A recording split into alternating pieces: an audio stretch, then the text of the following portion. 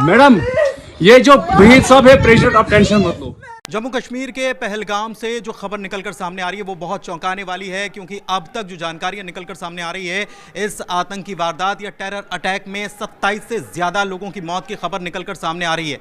गृह मंत्री अमित शाह मौके के लिए रवाना हो चुके हैं, लेकिन अपडेट्स क्या क्या हैं इसको लेकर मेरे साथ मेरे सहयोगी वरिष्ठ सहयोगी अंकुर जी मौजूद हैं। उनके पास चलते हैं और उनसे जानकारी लेते हैं। अंकुर जी, क्या जानकारी आ रही है इस टेरर अटैक को? देखिए, सबसे बड़ी बात तो इस वक्त ये है कि गृह मंत्री अमित शाह खुद इस समय श्रीनगर एयरबेस पर पहुंचे हैं और साथ ही वो पहलगाम पहुंचने वाले हैं।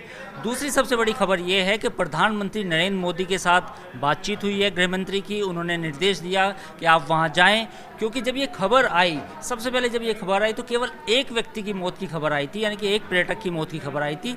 लेकिन जैसे जैसे अनफोल्ड हुई, यानी कि पिछले 2 घंटे के बाद ऐसा कहीं ना कहीं लगने लगा था कि ये कहीं ना कहीं खबर बड़ी होने वाली है और एक या 2 की बात नहीं है, पूरे ज़्यादा लोग हो सकते हैं। और अब ये खबर आई है कि 27 नंबर देखिए, 27 लोगों के मरने की खबर है, जिसमें ये भी बात है कि 2 विदेशी नागरिक भी शामिल है। तो ये बेहद दुखद आतंकी हमला है। लेकिन इस वक्त यही सबसे बड़ी खबर है कि 27 लोगों की मौत की खबर है, उससे भी ज़्यादा संख्या बढ़ सकती है।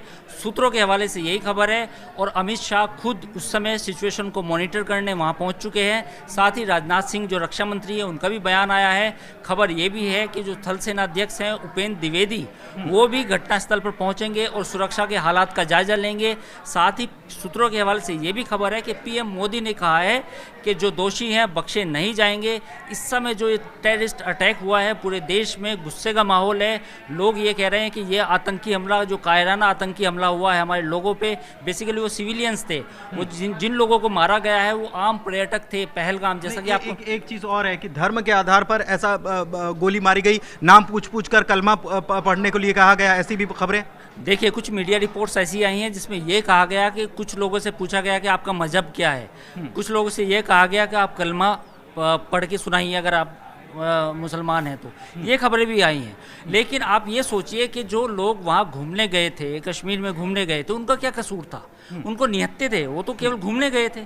तो जब घूमने व्यक्ति जाता है वो हथियार लेके थोड़ी जाता, वो लड़ने थोड़ी जा रहा था। तो ऐसे व्यक्ति जो आम लोग थे, आम पर्यटक थे, उनको धर्म के आधार पर, जैसे मीडिया रिपोर्ट्स में कहा गया, धर्म के आधार पर निशाना बनाया गया। तो बेहद ही अफसोसनाक और ये कायराना आतंकी हमला हुआ है।